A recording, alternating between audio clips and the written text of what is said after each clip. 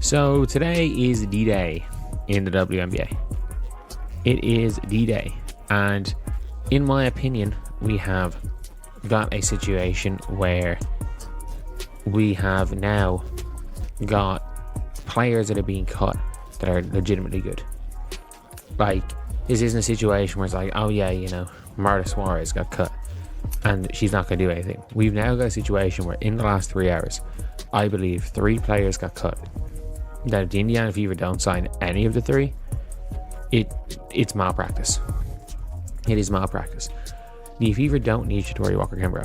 Caitlin Clark's perfect teammate may have just become available, and if the Indiana Fever do not move fast, this could turn into one of the biggest missed chances of their season. Because this is not just another random player hitting the waiver wire. This is not some end-of-bench name that only hardcore fans care about.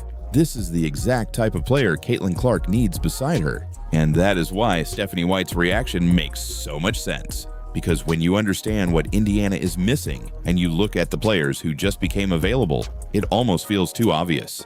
The Fever have the superstar. They have the attention. They have the sold-out crowds. They have the player every defense is already terrified of. But the question is simple. Are they actually building the right team around her?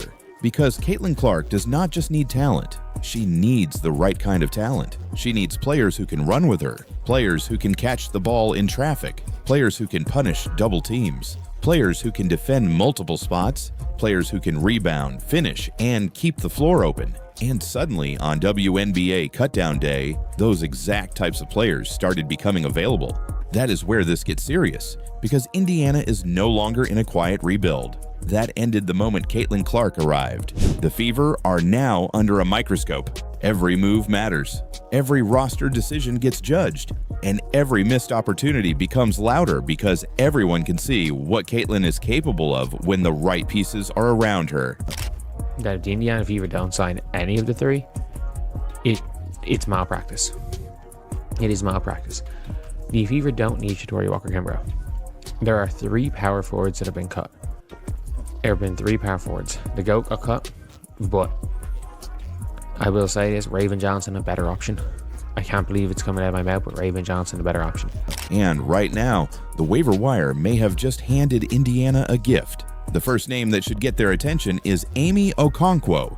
She is strong, she is physical, she can rebound, she can score, and she gives Indiana something they badly need in the front court. A player who does not just stand around waiting for the offense to happen, but actually creates pressure through effort, size, and finishing.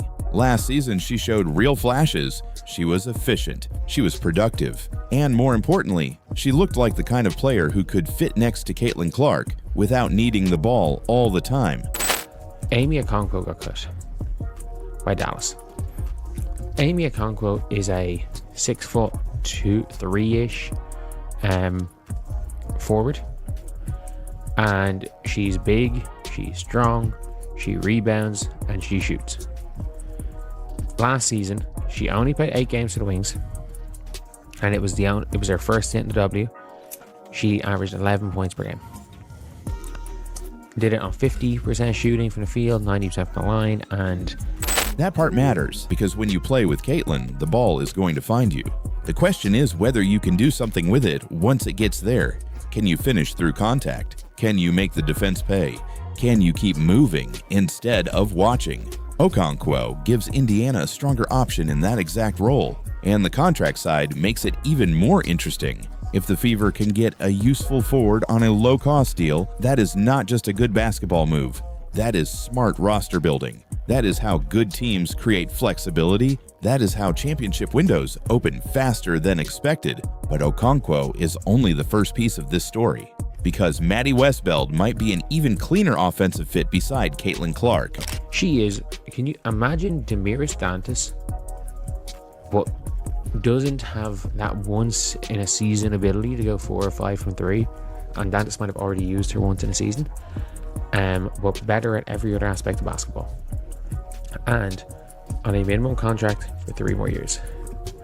On a minimum for 3 more years. Let's not forget that. You don't have to pay her for another 3 seasons. Not only that, she is somebody that has played with Caitlin Clark on Team USA teams, as far as I'm aware. She also was in 2024 projected or initially. Wes Beld gives Indiana something every Caitlin Clark team should want: spacing, size, and shooting. She is the kind of stretch forward who changes how a defense has to guard the floor. Think about what happens when Caitlin crosses half court. Defenders already panic. They pick her up high. They shade extra help toward her. They try to take away the logo threes. They try to cut off the passing lanes. But when you put a real shooting forward next to her, the defense has to make an impossible choice. Do you trap Caitlin and leave the shooter, or do you stay home and let Caitlin attack?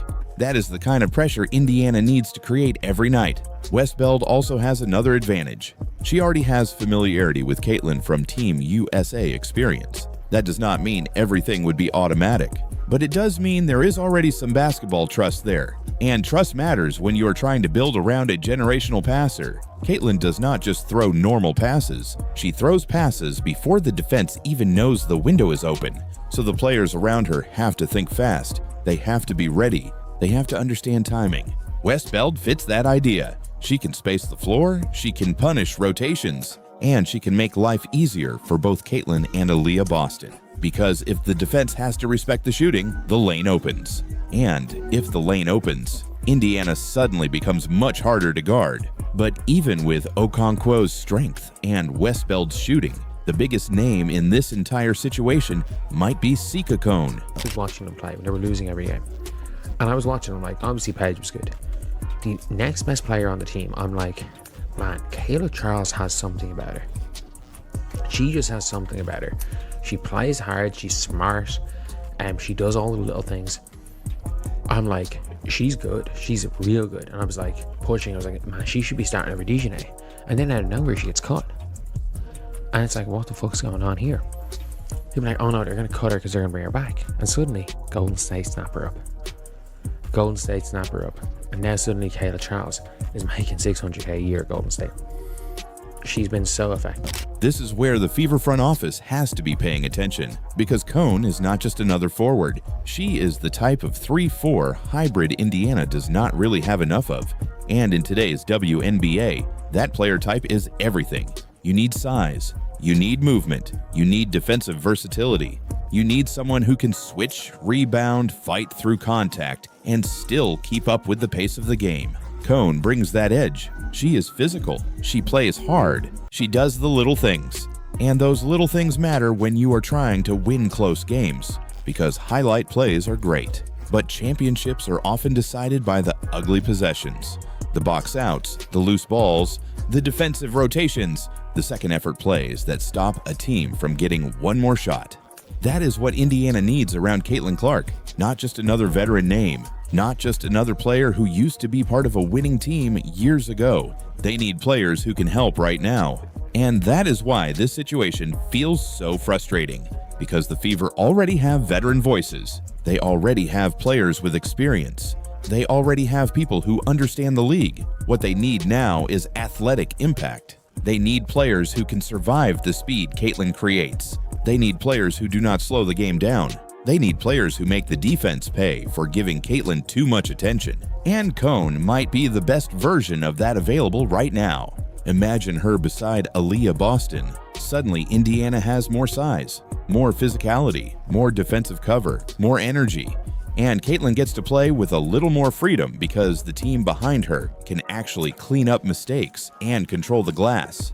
That is how you protect a superstar. You do not protect Caitlin Clark by asking her to do everything. You protect her by building a roster that makes her strengths even more dangerous.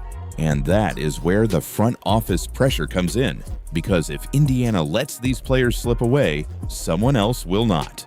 That is how the WNBA works. One team hesitates, another team acts. And suddenly, the player you ignored becomes a problem on somebody else's roster. That is the nightmare scenario for the Fever. Imagine passing on a player like Cone, only to watch her become exactly what Indiana needed on a rival team. Imagine Caitlin drawing two defenders, kicking the ball out, and Indiana still not having enough players who can punish the rotation. Imagine the same roster problems showing up again, while the solution was sitting right there on the waiver wire.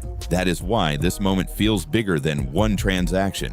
This is about identity. Are the Fever still thinking like a rebuilding team? Or are they ready to act like a team with the most important young star in basketball? Because when Caitlin Clark is on your roster, the timeline changes. You do not get to move slowly forever. You do not get to hide behind patience every time a clear opportunity appears. At some point, you have to prove you're serious. And this is one of those moments. Indiana does not need to chase every available name, but they do need to chase the right fit. Okonkwo gives them strength and value. Westbeld gives them shooting and spacing. Cone gives them defensive versatility and toughness. All three make sense in different ways. But the bigger point is this. The perfect teammate for Caitlin Clark is not about finding one miracle player who fixes everything. It is about understanding the blueprint. Caitlin needs runners. She needs shooters. She needs defenders. She needs tough, smart, versatile players who can turn her gravity into easy points. And right now, those players are available. That is why Stephanie White's reaction hits so hard. Because any coach who understands roster construction can see the opportunity. This is not complicated. The Fever have the superstar. Now they need to give her the right help. And if Indiana lets this moment pass, fans will not forget it. Because the league is watching, the fans are waiting, and the rest of the WNBA would probably love nothing more than for Indiana to stay asleep while the perfect pieces disappear. So now it comes down to one question. Will the Fever make the move? Or will they watch Caitlin Clark's perfect teammate land somewhere else? Drop your pick in the comments. Should Indiana go after Sika Cone, Maddie Westbeld, or Amy Okonkwo? And if you are still watching, comment Clark's missing piece below. You obviously have a player like Caitlin who's on the team. I have to ask, when did you first hear about her, and then what were your first impressions of her when she got to campus? Yeah, she had come on a couple visits, and she was like a big name in Iowa. So I had heard about her. I wasn't from Iowa, so I didn't know as much in that like all Iowa attack and so I had heard about this Caitlin Clark, and I was like watching videos of her just like having like 40 points, like averaging a million in high school. And I was like, oh, this girl thinks she's gonna come here and rule the world. The Las Vegas Aces gave Kate Martin 11 minutes a game. Now brand new footage is hitting the internet, and WNBA fans are all asking the same thing. Did Vegas just make a massive mistake? Because the Kate Martin showing up this offseason does not look like the same player who spent a year buried on a championship bench. She looks faster, she looks stronger, she looks like someone who has been quietly building towards something. Good, now see it? We're gonna get here, pivot, set, shoot. Work around the ball. There you go. I like that one the best. That was really good. Best hands. Fight it. Good. Get him, ball. Good. Good. Now. And if this version is real, the Golden State Valkyries may have just made the smartest pickup of the entire expansion process. Even Caitlin Clark saw it coming. The moment Golden State selected Martin, Clark posted "Let's go Cater." No hesitation, no waiting to see how it played out. Just immediate, genuine support for her former Iowa teammate. And after watching this new footage, a lot more people are starting to understand exactly why Clark didn't need a second to think about it. Kate Martin entered the WNBA with real momentum behind her. At Iowa, she was never just Caitlin Clark's teammate, she was a cornerstone. 13 points a game, nearly 7 rebounds, 2 straight national title appearances, the ability to defend multiple positions, and an instinct for doing whatever the team actually needed on a given night. Thank God somebody said it. Like, somebody had to say it. And like, at least it's Kate Martin, who's been around the circus for enough times. And by the circus, I don't mean the Caitlin Clark circus as like a negative thing. It's sports. It's sports. It was a circus being on Jordan's Bulls. It was a circus being on the freaking Dream Team. It was a circus being on the Warriors for a while. Like, it's a circus being a member of the Beatles. Like, anything that's a phenomenon, there's a circus around it, no matter what. And she was part of it in Iowa, which ironically, in my opinion, the Iowa circus was bigger. It was actually bigger than the Fever circus. But anyway, let's take a listen to what Kate Martin said. Caitlin and our whole entire Iowa squad, we did like such a good job of learning how to block out outside noise whenever we were in the heat of that, because it's like the negative stuff. She hit the timely threes. She won the loose balls. She made the smart pass instead of the flashy one. She was everything a winning team needs from a player who doesn't require the spotlight to be effective. That's exactly why so many people believed she'd fit seamlessly in the pros. Then the Aces took her 18th overall. On paper, it sounded ideal. Championship culture, elite veterans, winning habits baked into everything. But what looked perfect quickly became suffocating because the minutes simply never came. 11.5 minutes a game, 2.5 points. A roster already packed wall to wall with Aja Wilson, Kelsey Plum, Jackie Young, and Chelsea Gray left almost no room for a rookie to actually develop. And once Gray came back healthy, Martin's role shrank even further. By the playoffs, she was averaging 3 minutes across 6 games. 3 minutes. That's not development. That's just existing on a roster. Here's what's interesting though. Vegas barely played her, and fans still never let go. Her jersey sales stayed strong. Her popularity kept growing. Social media buzz around Kate Martin never really died down the way it does for players who disappear into a bench role. That tells you something. People saw value the box score wasn't showing. People believed there was more there waiting to come out. And now Golden State clearly believes it too. When the Valkyries selected Martin, one detail stood out. She was packed up and out of Vegas within 48 hours, cleared her locker, loaded up her apartment, moved on fast. That energy matters.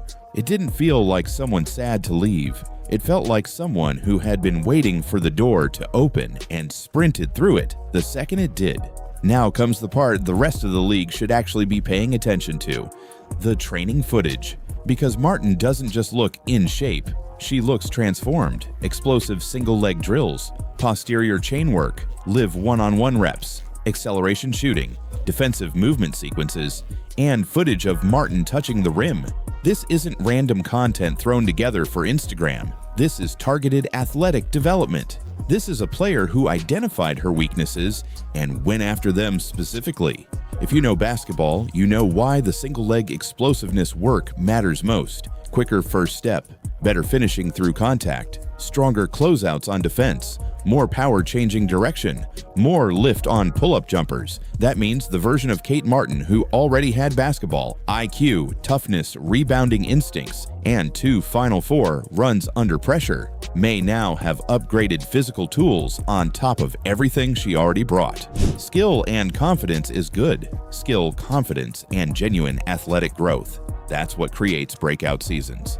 And Golden State might be the exact right place for it to happen. Unlike Vegas, this isn't a roster where every role was already locked up by veterans with rings. The Valkyries are still building. Their identity, their culture, their trust. That means real minutes, real responsibility, room to make mistakes and grow through them instead of getting pulled after 3 possessions. Coach Natalie Nikas already had a relationship with Martin going into this, and the Valkyries were specifically looking for players who fit what they were building. That's not nothing.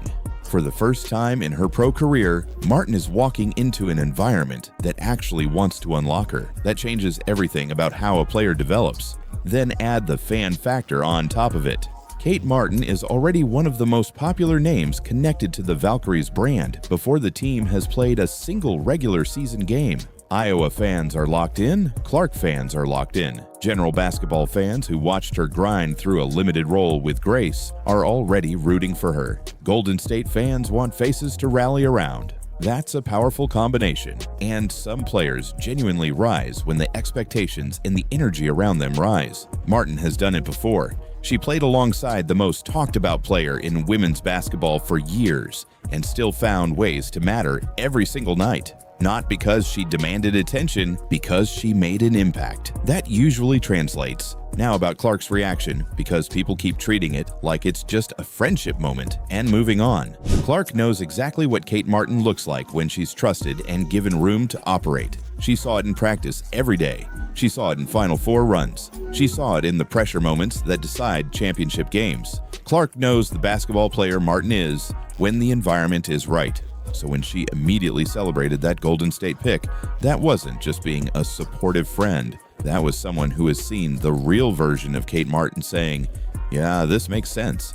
If Clark believes this opportunity matters, that should mean something to everyone watching. Now picture the opening stretch of this season. Golden State gives Martin real minutes. She's defending multiple positions, hitting open threes, winning loose balls, rebounding over bigger players, making the winning plays that don't end up in the highlights. And underneath all of that is a more explosive, more physically developed athlete than the one Vegas had. Suddenly the narrative shifts fast. Suddenly people are asking why Vegas didn't use her more. Suddenly Golden State looks like the smartest team in the room. That's why this story has real legs. Fans love the overlooked player. Fans love watching someone leave a small role and explode somewhere new. And Kate Martin checks every single box of that story. The Aces may still be contenders this season, probably are. But if Martin breaks out in Golden State, Vegas is going to hear about it all year long. Every big game, every viral clip, every clutch three or crucial defensive stop will remind people of exactly one thing. They had her and barely used her. The Valkyries might be the ones who figure out what she actually is.